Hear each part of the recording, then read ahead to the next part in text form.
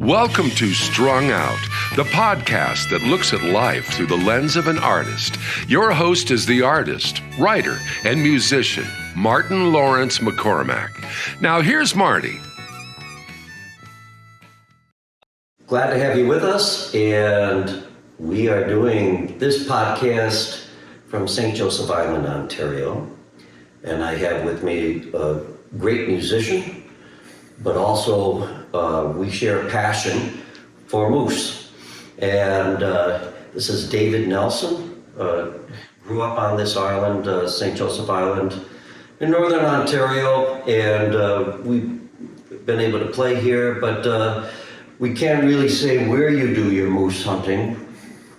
But that rack that you see behind, and I think I'm going to intersplice a picture here. So those of you that are just listening to this podcast, you might want to visit the YouTube site. So you're going to see some wonderful footage of moose and this moose that Dave shot. And let's talk about we are now in a culture that frowns on hunting. I'll say, and because this whole idea that it's just, it's not passionate for the animal, the welfare of the animal, and that sort of thing. But it's a necessary thing to have hunting, don't you think? I think it is. The main reason being is that two things. The money that comes from hunting is what goes into the conservation initiatives in Northern Ontario. The other thing is that most of the actual hands-on efforts that go around conservation and maintaining our natural resources come directly from hunters. I think there's a cultural difference between the North and the South. Hunting is part of our heritage, it's part of our culture. I think that Northern folks view themselves as part of this ecosystem as opposed to standing on the outside looking in, thinking they need to manage it or maintain it or protect it as opposed to be a part of it. Right. So being a part of it, I don't feel like I'm intruding, especially when I'm hunting with a bow and arrow. And I'm out in the forest or I'm out in the woodlands. You grew up hunting. Your grandfather hunted. Your dad hunted. And taking in a moose, taking in a deer. I mean that was meat on the table too. I grew up on a beef farm, and we really could not afford to eat our own beef. It was a small operation, so basically, not to the degree that our Aboriginal communities would call it sustenance hunting, but it was the difference in having a good nutritional diet as opposed to having a diet that was deficient in protein or meat in general. So hunting was part of what we did. Yeah, and I think the notion of bow hunting, as opposed to shooting with a rifle, let's just dive into that right here, because we were talking earlier before we started the podcast, and there's such a huge distinction between hunting a moose with a bow and arrow, so much more humane. Bow hunting I think hunting in general is a humane activity. If you're part of the ecosystem, it's very easy to look at it that way. Mm-hmm. We're no different than any other predator. I guess the only difference would be is that we're invested in thinking it through and maintaining the natural resource and appreciating the integrity of the animal. Mm-hmm. But bow hunting, it's much more challenging. It gets you out in the forest much more. It's, again, it sounds a little cliche, but again, it's the journey as opposed to the destination. And some of my most successful hunts have been totally non-productive as far as meat on the table at the end of the day, but it's watching a bear walk by or having a chickadee land on your arrow as you're sitting in the tree. Or you feel like you belong there. Sure. You're not intrusive. You're part of what's going on. I can remember taking my arrow and reaching down and tapping a small buck on the antler with my arrow because he was oblivious that I was there. And to me, that was one of the most fulfilling hunting experiences that I'd ever had. So it's not just go out there and take. It's going out there and being part of, enjoying, and if you're fortunate and proficient enough, bringing something home for your family. Right. So my friends that are watching this that, know that I hardly ever catch a fish. It's the experience, but it is kind of a cool ritual. I mean, let's talk about the taking of this bull, because this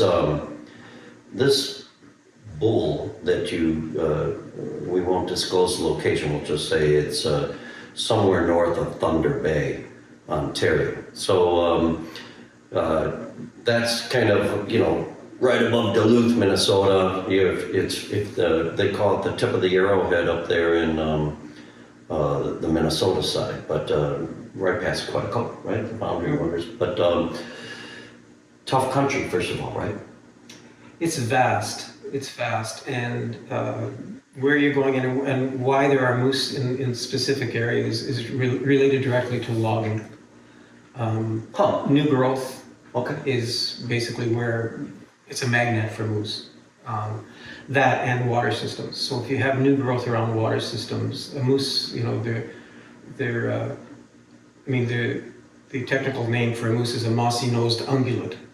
And mossy nose comes from the fact that they're always underwater, and most of their preferred feed, especially in the non-winter times, is water plants. Lilies and such. Yeah, that kind of thing. So it's the type of land up there is vast. A lot of it's flat. There's some areas where you get into some hills and a few mountainous areas, but for the most part, it's vast. Big distances, a lot of walking, and moose will travel, especially in the fall when the rut is on, when the mating season is on for moose. They will travel miles and miles and miles. Just because you see a moose track doesn't mean there's a moose in the area. Right. He's more than likely been and gone. If you're fortunate and there's some rut pits in the area, that means he's invested in the area because he's sensed that there's some cows in the area, so he's going to do a rut pit to try to attract and hold a cow, and then he might be within a 5-mile circle checking those rut pits. Now with this particular bull, Dave wrote an article. It's going to be in Monster Whitetails. Is that the? I believe so, yes. Yeah. So that's a publication, also a television show. So that'd be great if they got you into the television show part. But you found some of these rut, you call them rut pits or whatever, for they urinate basically in it and kind of dig a pit and they'll urinate in it and they'll roll in it and. Because they're cologne, they're after. Exactly. And a cow will find that, and if the cow is ready to mate, she'll hang around in that area waiting for the bull to show up, or she'll start calling. Mm-hmm. And that's the key to calling a bull moose in, is to imitate the cow call. And I was going to ask you to do it. Let's hear a cow. I want to hear it. So, but that's difficult because cow calls are done differently by anybody, and there's no such thing as a bad cow call because bulls, when the rut is on, they don't really differentiate between a bad call and a good call. Right, they're just hot wired. But I mean, give us a call. So what it sounds like, and you're not one of these guys that uses the birch bark horn and all. I actually do use a small horn, cool, for distance. And this moose, for instance, was a mile away when he answered me. Holy cow! So you had the horn? Oh yeah, I did. All right, well, let's start. And believe me, we're going to get to music too, because this guy is a prolific musician, songwriter and everything. But you're going to see this side of Dave Nelson first. It's not as melodic as not as melodic, but But go ahead. We'll try. Yeah.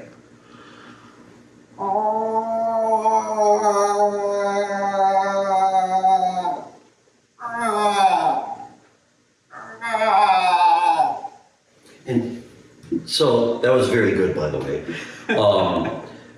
But that's basically saying I'm an estrus, or is it's I'm ready, come take me. They're not going to be vocal any other time of the year, just because why would an animal that is high on the list of most predators in terms of breakfast want to announce where they are, especially cows with calves and Right. that, you know, so.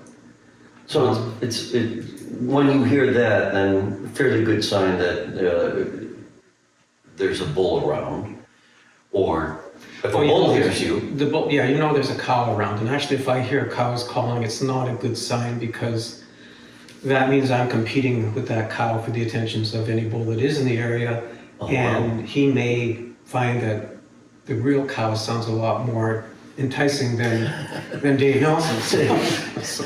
Hard to believe, but okay. So your first call, then, when you, let's say you get out there, would it be a cow call, or would it be, hey, I'm a bull? No, always a cow call. Always a cow call. Yeah. Okay. And you want to do a quiet call in case there's something fairly close, because you're in there after, you know, it's not dark. It's dark when you go in, and just when it's light enough to shoot proficiently with a bow, that's when you would do your first call. And so it would be a low call. So there could be something 100 meters from you and you're not aware of it. And you said this fellow was a mile away from you when he Yeah, I would answered say your at cow least a call. mile. I'm estimating, but it took 30 to 45 minutes for him to come in, and he was traveling the whole time.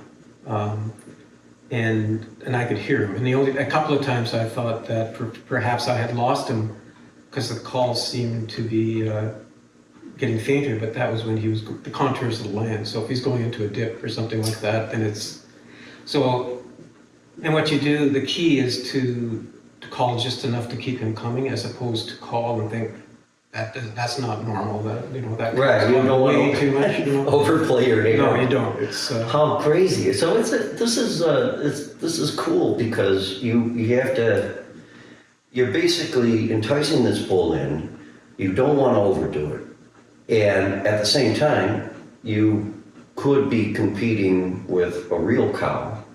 I mean, there's a lot of options for this bull to make it. in the morning. I harvested this bull.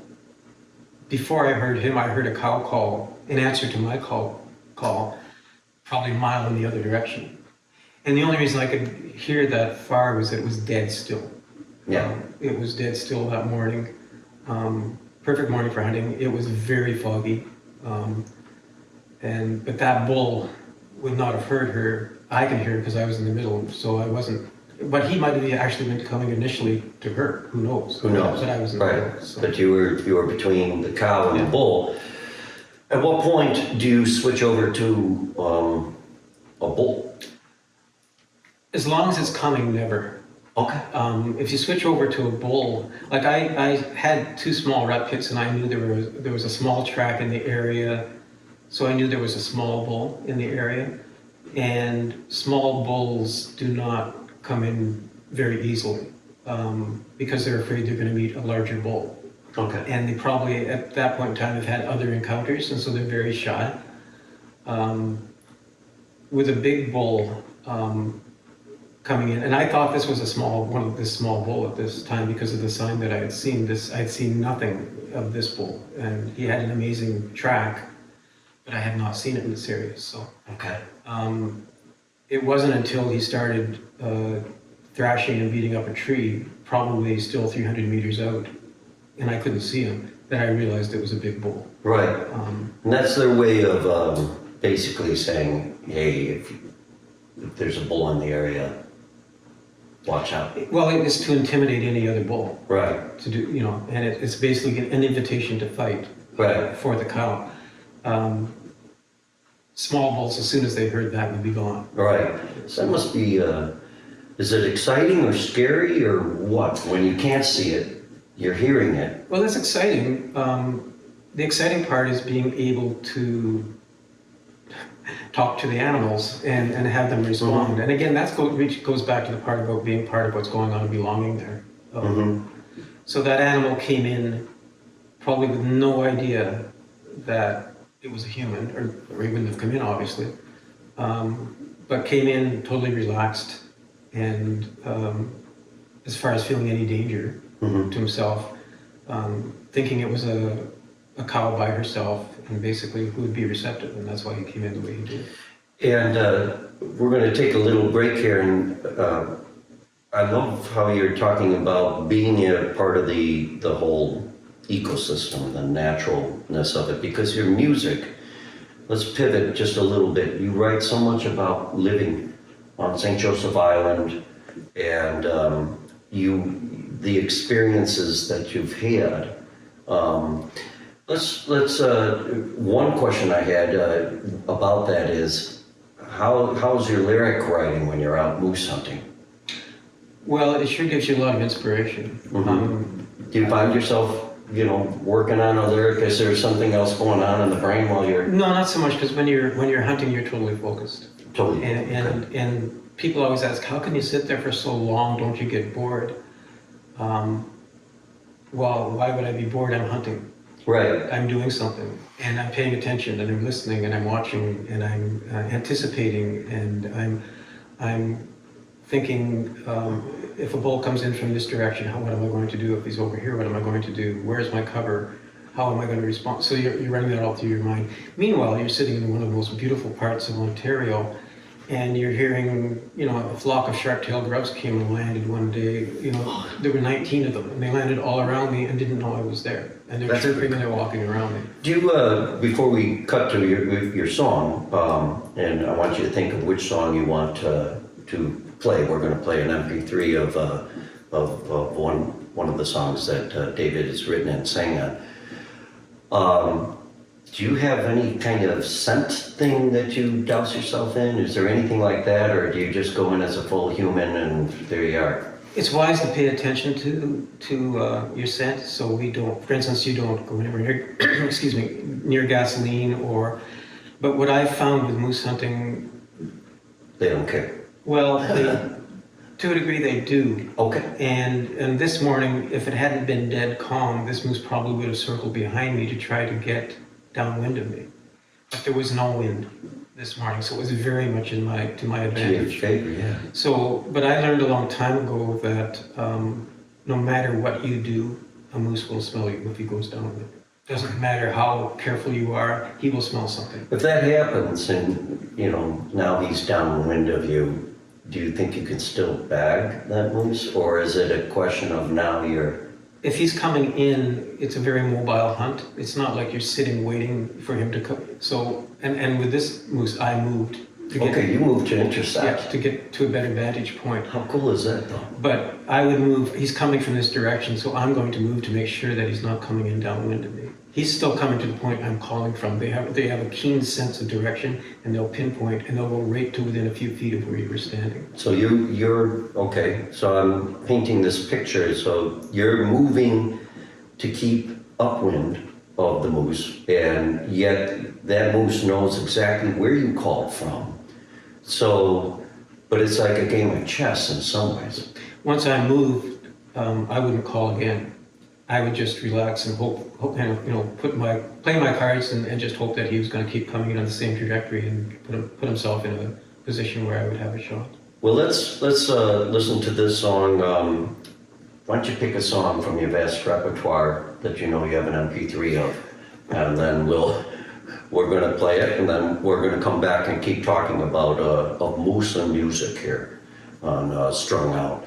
Incidentally, we're at the Hunters and Anglers Club, and we're here because of that beautiful moose rack behind us that Dave harvested about a year ago, right? Mm-hmm. Coming up on a year. Yeah.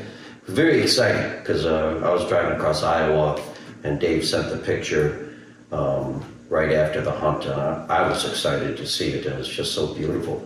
But what song? Pick a song.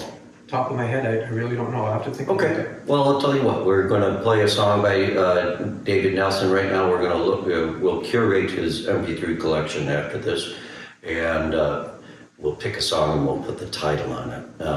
But right now, you are listening to musician and avid moose lover and hunter, David Nelson, and you are on Strung Out.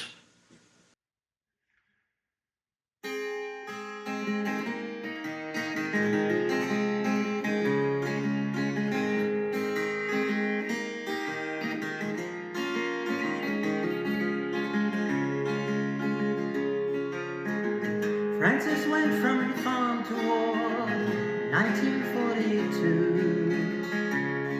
From a lad of peace to soldier when no other path was true. He always thought the time would wait for him to have a plan. In a heartbeat rifle in his hand, he went from boy to man.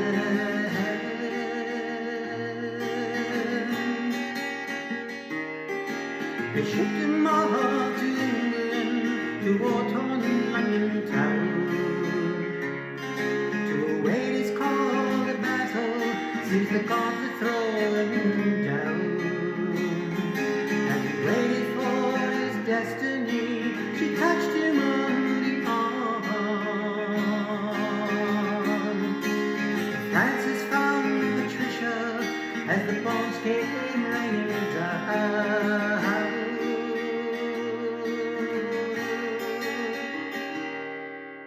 Now there are roses midst the ferns, neath the maple tree so green, and the rose grows along the path she never could have seen. Fern holds to the rose, will forevermore. Patricia loved the man of peace, became a bride of war. And the fern blows, burning rose.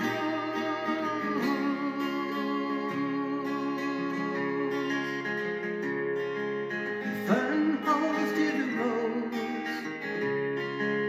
live forevermore.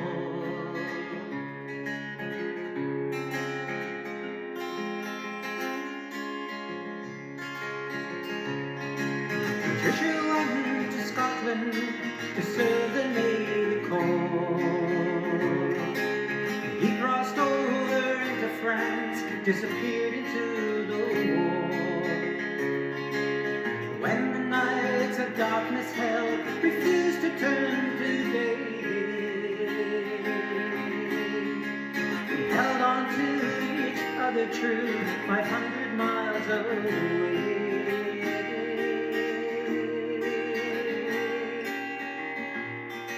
One day she turned and found him there, standing at her door.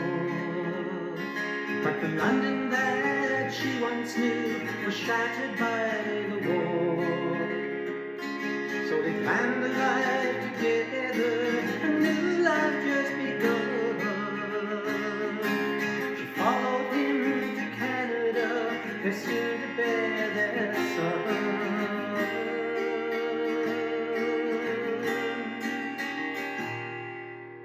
Now there are roses midst the ferns, neath the maple tree so green, and the rose grows along the path she never could have seen.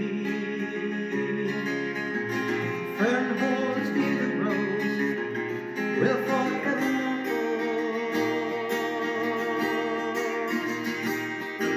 Patricia loved the man of peace, became a bride of war.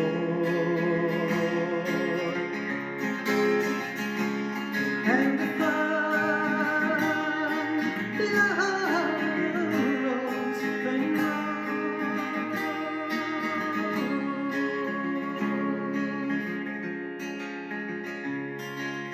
Fern holds to the rose, will forevermore.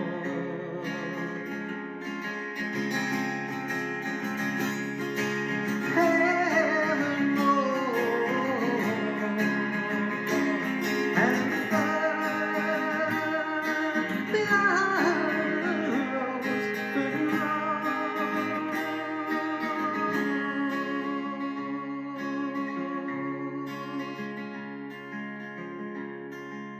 Patricia Francis,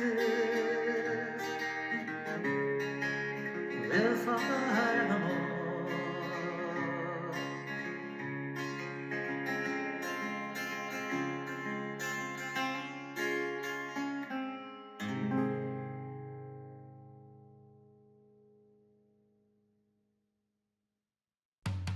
Hey, want to show your support of Martin's artist endeavors? Buy Me a Coffee is an online site that makes supporting Marty easy. In just a few taps, you can make a payment of any amount, and no account is needed. You can also decide to become an ongoing supporter. Go to martinmccormack.com and click on the words Support Martin. Let's help Martin keep it all caffeinated.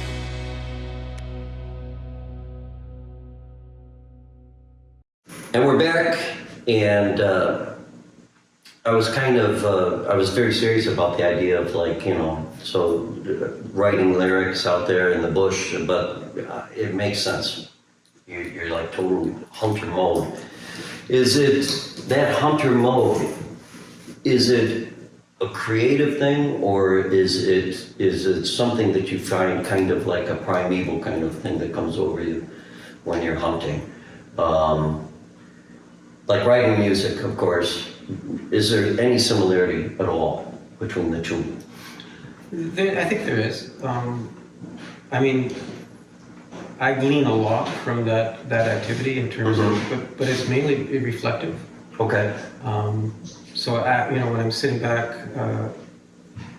back home again and that type of thing, and I'm sitting with the guitar, it's thinking more about the total experience. Okay. And to tell you the truth, the actual harvest of an animal was too personal for me, and I realized that putting it into the form of a song and putting it out there is not. There's going to be a large portion of the public that won't understand it and won't be appreciated. I know you wrote that one song, Jacoby Buck. Jacoby Buck. Jacoby Buck, Yeah. And was that in relation to a hunt, or is that more just an homage to? That's a tribute. Yeah. And the Jocko Bay property was owned by an uncle of mine, and who was a phenomenal hunter. And, and basically, along with my father, gave me my appreciation for nature and respect for nature. Okay. I always wondered where the Jacoby, if it was a name of the buck. I mean, I don't know. I never really was able to put that together, but it makes sense that it's a property. I created a mythical creature, basically, right? Because my description of the deer is totally mythical. There's no deer like that, never will be. But it's basically, both of them have passed now, and I'm sure that wherever they are, they're still pursuing the Jocko Bay buck. Oh, I love it. I love it. Well, we'll have to include that in this podcast if we can, once we go through Dave's vast. I mean, how many songs have you written? Like, it's got to be probably hundreds, and I've probably, for lack of a better term, kept 30 or 40. Okay. So. Yeah. So you have the vast, like all true musicians, a vast junkyard. I call it, sitting out there of songs that are maybe in some point. Yeah. But, and you go back and revive some of them and change them sometimes, depending on what you're bringing to the table that day. So no moose is going to be hearing Dave Nelson sing out in the wilderness, folks. We're going to dispel that notion right now. Let's get to this hunt again of the moose. One interesting thing is the moose. People think moose are just like one type of species, but there's several subspecies that exist in North America, some over in Europe. That cannot be a Shiras moose. That rack is just too huge. It looks to me almost like it could easily pass for like a Canadian or Alaskan moose, but it's not, right? It's a Northern Ontario moose. It's not typical in the fact that it is large. It's not unusual, but it's not the norm. For a crossbow, that's, in terms of the record books, that's number 4 right now. The irony is number 2 is was put forward by somebody that belongs to the same organization here, the St. Joseph Island Hunters and Anglers Conservation. Really? Yeah. So we have two just within our membership here. How cool is that? Yeah, it is. It was really, really neat. Describe, in terms of the hunt, why do you prefer the crossbow? We talked just slightly before we played your music and took the break about, I call it like humanity or humane way of hunting an animal, because you had mentioned before we did this podcast, if you get a bad shot off, let's say, and you go through the hump of a moose, or you some part that's not vital organs. Describe the razors, right? Any animal that you're hunting with a bow is going to expire because of hemorrhage, as opposed to tissue damage that is done, for instance, with a rifle, Right. Or a shotgun. The ability for that animal to heal is amazing, because I always use the analogy of cutting yourself while shaving, and you cut yourself and you feel the nick, but by the end of the day, there's no trace of that. Right. Because it's such a clean wound. There's been no, when you're hunting with a bow, there's no dirt or hair or foreign matter taken into the body of the animal. So it's very unlikely, unless a vital organ is hit, that animal will suffer from that wound. Mm-hmm. You were mentioning again before the podcast of an instance where a colleague of yours shot a doe and shot high, and then you saw that doe like 3 days later. Totally healed and basically showing no signs whatsoever. And it was shot under the backbone and above the lungs. Oh wow! And it was a young fellow, and he was very upset, and I was very relieved to be able to tell him 2 days later that I saw his deer, saw the healed entrance and exit wound, and the animal was acting totally normal, stretching, scratching behind its ear with his back hoof, no sign of any lasting damage done by that wound. And so he was ready to quit bow hunting because he was so upset about having wounded an animal. But yet here it is. It's a much more humane way to harvest, and they don't feel that pain. It's really kind of an amazing thing. I'm surprised more people don't do it, but I think the challenge is what is there more, how accurate is like a crossbow as opposed to like taking a rifle and looking through crosshairs? Well, crossbow is very accurate, especially with crossbows that we use now. The technology and engineering has come vast leaps in the past few years. There's even a crossbow now that you have a second shot you can load 2 arrows. Wow. Which has no appeal to me whatsoever, Sure. because that sort of negates the whole idea of behind a crossbow. Right. And in my mind, the concentration and the commitment and skill level that you need when you have one shot within a limited range is negated, and it would bring out potential to bring out some negative behaviors or negative habits in hunting, knowing you have a second shot. Yeah. And again, you owe it to the animal to do everything you possibly can do to make sure that it is taken in the most humane way possible. So. With this bull, you were about 80 yards, I think, right? When I saw it. When you saw it. Initially, yeah. And you had a rangefinder, but it was a misty morning. It was like, so you were having difficulty, you finally were able to get a range, if I am correct, off a rock, right? About 50 yards. 50 yards. Yeah. But then I had to move. Why did you have to move? To position myself. The problem was that I because it was coming through a dip between 2 ridges, I thought it was further away than it was. And I was in the process of moving when it popped up over the hill, and I was basically on a mountainside, or not a hillside, totally exposed. Did you freeze, or what does a good moose hunter do I when? moved as slowly as possible. Okay. And I just basically sank down to my knees Got it. and waited for because the moose, he was surveying a new area, so he was sniffing and looking. Moose do not have good eyesight, Okay. but their hearing and their scent of smell is phenomenal.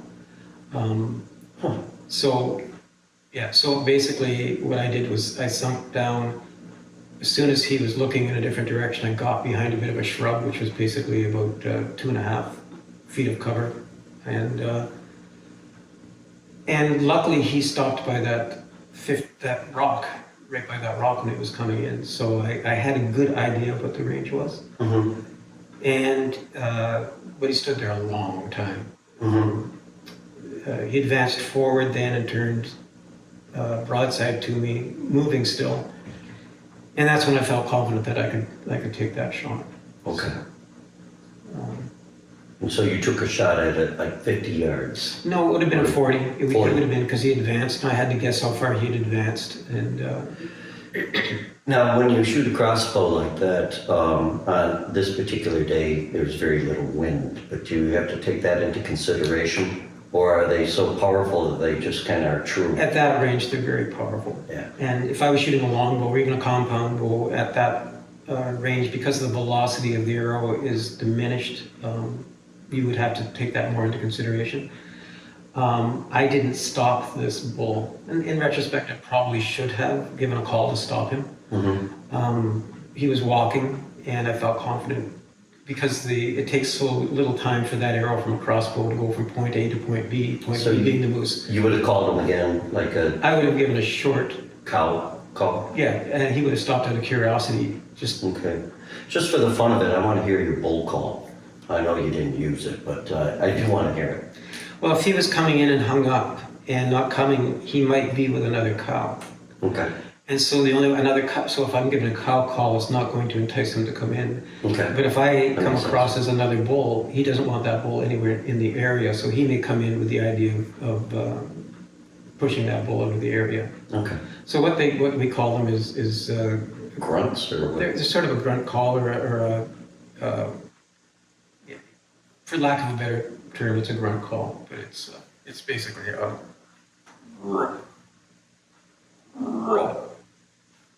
it's and you know, you don't have everybody does it that I know that moose hunts, and they sound vastly different, but very few are not effective because I don't think Sure. no two moose sound alike. So there's no market for like a pre-packaged No. moose. And when I heard this moose respond to my cow call initially, it was a very high-pitched response, and that's the type of all the time he was coming in, he was doing that. We call it almost like burping or burping. Right. I thought, but that's that little bull, because it was so high-pitched, and it was, you know, I've heard bigger bulls, and it's a different sound. But he just was a high-pitched voice on this very big moose. You got the soprano in the choir. Exactly. No, Exactly. well, we're going to take another little break here, and we're going to listen to another selection of the music of David Nelson, and we are on Strung Out.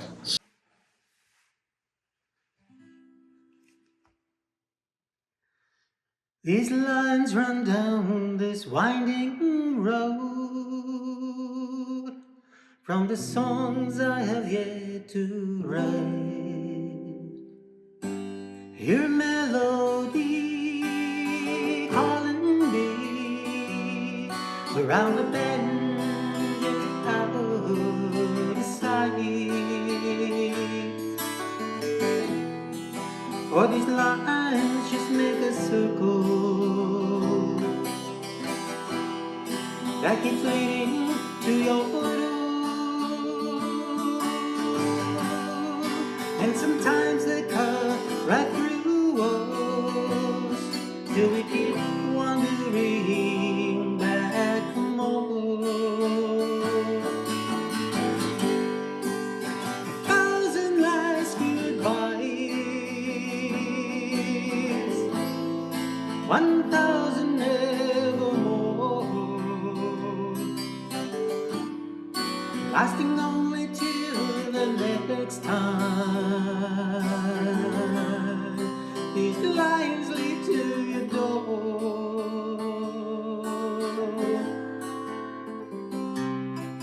For these lines are never broken, although they twist and bend and fray. It seems the words are seldom spoken, scattered like stones upon the way. I stick strings that tie me to you. There are no lies from my guitar, so the lines upon this pavement keep leading back to where you are. 1,000 last goodbyes, 1,000 nevermore, lasting only till the next time. These lines lead to your door.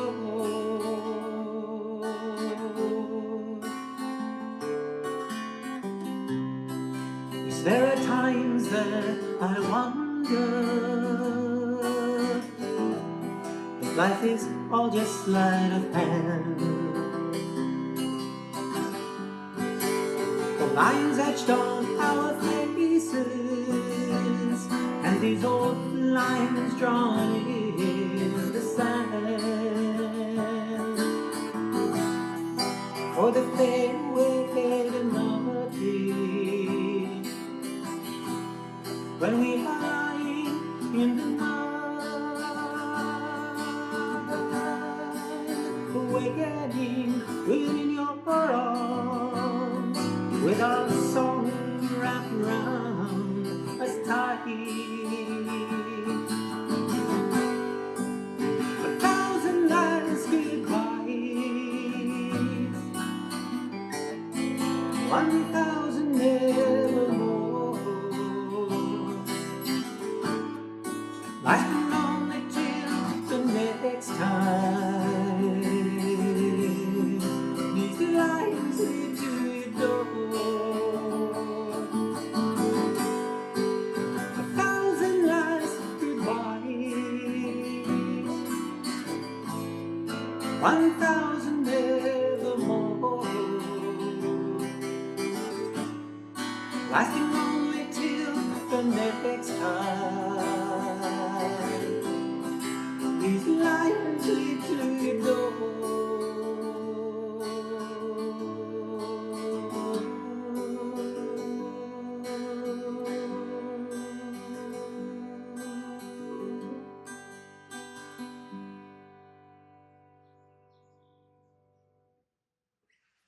Hello, I'm Polly Chase, here with artwork by Marty McCormack. This is titled Dream.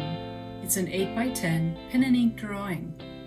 Be lovely in an office or child's room, anywhere you need inspiration to let go and see where your dreams can take you. To inquire about pricing and to view other pieces of Marty's artwork, go to martinmccormack.com. Thank you. We're back with David Nelson, and we're here in beautiful Northern Ontario, St. Joseph Island. Just a great music, natural resource of people up here that are just so talented. It's probably one of the greatest Canadian exports is their music, not only across the border to the US, but around the world. And just spending some time on the island here, I can see why that is. With this hunt, you're about 40 yards away, and we kind of left it there. You got the shot. What happened? He basically heard the sound of the bow and reacted, and he ran about 80 yards away, back, same trail. They'll take exactly the same path that they came in on because they know it's safe. Huh. So they'll go back the way they came. They never take off in, directions that they're not sure of, especially when there's no wind, because one of their main defenses, which is a sense of smell, is sort of nullified when there's no wind whatsoever. So he ran back the way he was going. I gave basically a muted cow call at the ground so that it wasn't so he would know that it was close by. The bull is not aware that it's been shot. No. That's the strange thing about this. So this bull is oblivious to the fact that it's been shot. So humane in a wonderful way that you can give a cow call and he's going to stop and think, oh, okay. Well, you know, when an animal is walking in the bush, they get slapped by branches. They get sounds around them all the time. And if it's not a natural sound in their frame of reference, they will react to it. And discretion is the better part of valor, and he'll run off and then assess the situation. When I did the cow call, he immediately turned and walked back into within 30 yards of me. And I'm lying on the ground at that point in time. And I was probably 80% sure that the shot was good. I couldn't see the arrow. I couldn't see any sign that he had been hit, but I knew by the sound of the arrow hitting the moose that it had been a hit. And he, did the thing. He was sniffing the whole time, still looking for the cow. And he turned and started walking away again, and totally selfishly, because we're in an open clear cut and we could access this moose. I didn't want him going across a river and far, far away, because harvesting the moose is the easiest part in terms of getting the moose. Getting the moose out of the harvest area is I want to talk to you about that, yeah. So he walked away again, and he probably went another 50 yards away. I called again, and he turned and walked back. He stopped again. And then I started to have second thoughts. Did I hit this moose? Because this had gone 30 seconds. Wow. And he's still sniffing, still looking for the cow, trying to smell the cow. He turned and started to walk away again, stopped. He just wobbled once and fell over. And when he fell over, he never kicked, he never did anything. He was dead when he hit the ground. Hit the ground. Yeah. Wow, and that's just an amazing thing. So from, what did you say the time frame was then 30 seconds from impact to death? Till he was on the ground. So quick. Yeah. So quick. And then, and not even aware to the point where he's still trying to find his cow. I think it's really an amazing thing, but let's talk about the hard part. Dressing, field dressing a bull moose of that size, and you figured, what, about 1,200 pounds? That's what they estimated at. We never did weigh it, but when we took it in to be processed, when it was skinned and quartered, we took it to a processor who was in a community fairly close by, who probably did 30 moose a year. Mm-hmm. He looked at it right away, and that was his estimate about, on the hoof. That's what it would have weighed. The head and rack itself could only be lifted by 2 men. So the difficult part is once it's down, and once the euphoria and the awe and the regret and all the myriad of emotions that you feel at a time like that is past, you've got probably, in the best case scenario, 5 to 6 hours work. Right. We were lucky here because it was a clear cut, and we were able to get a truck to the moose. Wow. Between the stumps and everything else, and able to. And you are lucky. But if he had gone another 200 meters in the wrong direction, it could have added another 4 to 5 hours on, timeline to get it out. The only wild animal I've ever had to, I didn't field dress it, but I helped drag it, was a mule deer, and that thing weighed a ton. I was stunned. It was a doe. How heavy. I grew up with animals. So when you field dress, you're trying to get the meat to a manageable size. You're trying to get, the various parts of the moose. If we had to carry it any distance at all, we would have deboned it right there in the field. Okay. And deboning it, you're not wasting any meat. It's just a very time-consuming job. And I've been in the bush till the wee hours of the morning deboning someone's. And when they're doing this field dressing, you have guests, you have black flies. Some years, yes. Mosquitoes? Yeah, this year it wasn't so bad. Mosquitoes not so much, they're pretty well finished, but black flies, yeah. Sun comes out 2 warm days and it's black fly season again, so wow. it's, Wow. And so all in all, how long did it take you then to field dress and pack out this? This was basically in the truck within probably 4 hours. Wow, that's great. That's fast. Yeah, it was. It's probably the fastest moose. Well, I don't think we've ever driven to a moose before.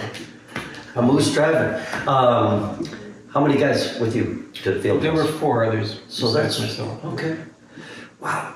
And one question I have is why the rack and not the whole head? Was that just a choice, a personal choice, or how do you feel about that? Are you one of these kind of hunters that's like, you know?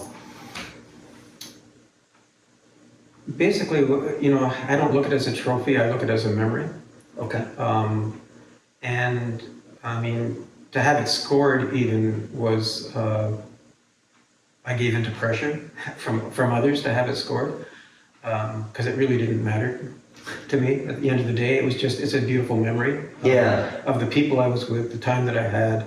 I'll always remember, for instance, the trumpeter swans down at the river behind me in the fog that were trumpeting and that I heard that morning. That type of thing, and that's what I think of when I look at at that rack. Yeah. The other thing is that it's massive in size, and even if you wanted to do a full head mount, there's the transporting of it, and where are you going to put it? Yeah, I mean, that rack, I mean, that would be, I'm just guessing, you'd probably end up like with a 200-pound or more mount. Oh, with the head, for sure. Yeah. Well, actually, once the mount is done, no, because it's skinned and basically it's mounted But it's still on heavy. styrofoam. But it would have been, I mean, the mount that you have here just with the rack and the mount is pushing 100 pounds. Right. So- I had to put up the moose that I shot on eBay.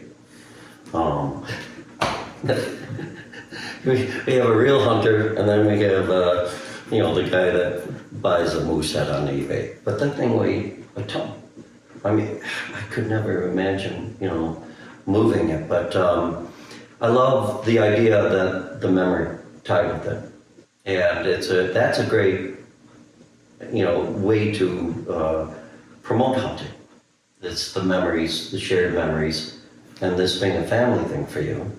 I actually look at it as promoting a lifestyle Right. as opposed to promoting hunters, because there's a lot of hunters out there that don't fit my definition of a hunter. Okay. There's a lot of people, unfortunately, out there that are guys with guns or women with guns, and they're not hunters. Okay. Bow hunting seems to attract a different type of person who wants to enjoy the outdoors or experience the outdoors. They're not success-oriented.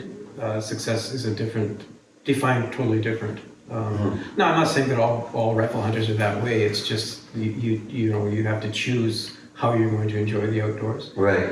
And some people don't have the physical capability or the wherewithal to be a bow hunter. So, Do you see your grandkids taking this up? probably not. Okay. And actually, it's sad because I think that there's many different ways to enjoy nature, enjoy the outdoors, and hunting isn't the only thing that you can do to do that. Though they're being exposed to the outdoors through their parents in different ways, whether it's camping, hiking, but they're still developing respect for the outdoors. If you choose to be a non-hunter, I totally respect that, because it's a very mixed bag being an ethical hunter. The emotions that you feel if you're an ethical hunter, when you approach your harvest, if I don't feel regret, I don't belong there. And you do, and you feel immense respect. You feel regret. You're in awe, especially when it's an animal like this. That's a magnificent animal. The regret is that you've ended a life. The positive thing is that you fulfill part of your heritage. You feel like you've done something positive because you belong to the ecosystem and respect it. You're going to make use of what you've harvested, and others are going to benefit from that. This animal died in a very humane way, which probably was, you can weigh it against being pulled down by wolves. And probably if the animal had its choices, it would have chosen to go this way. I mean, wolves are not the most humane when it comes to the way they take down prey. And it's very gratifying to know that this was an 8.5-year-old animal, and the genetics that were carried by this animal have been passed on repeatedly and have gone a long way to ensuring that there's going to be strong offspring out there.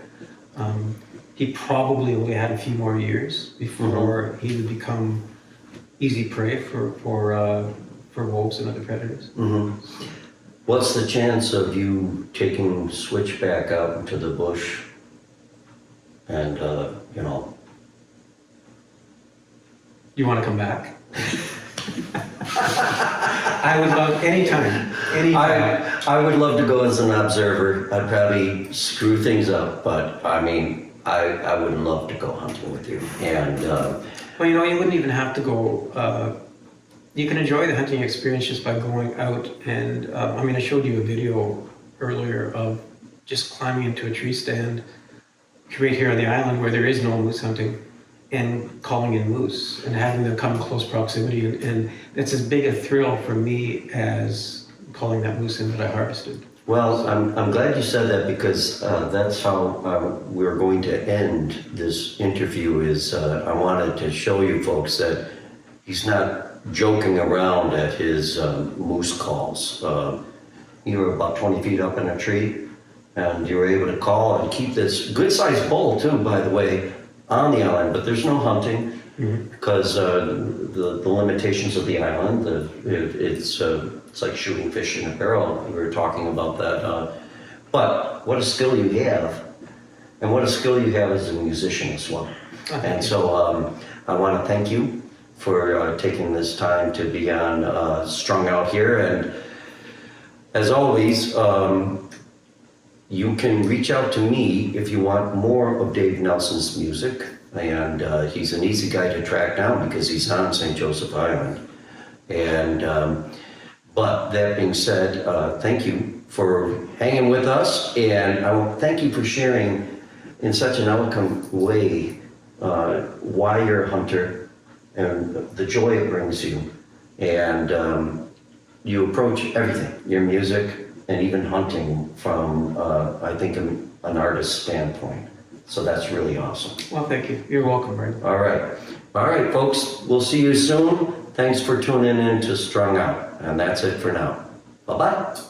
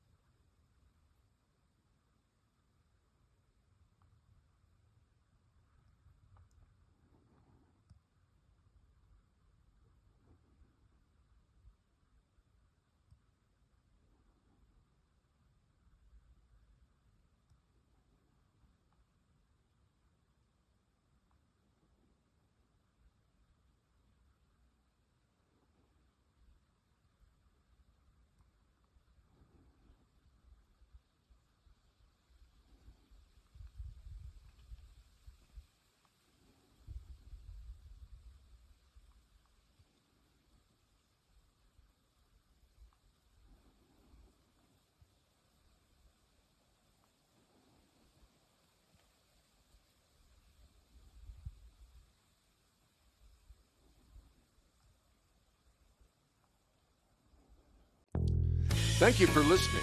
For more information about this show or a transcript, visit martinmccormack.com. While there, sign up for our newsletter. See you next time on Strung Out.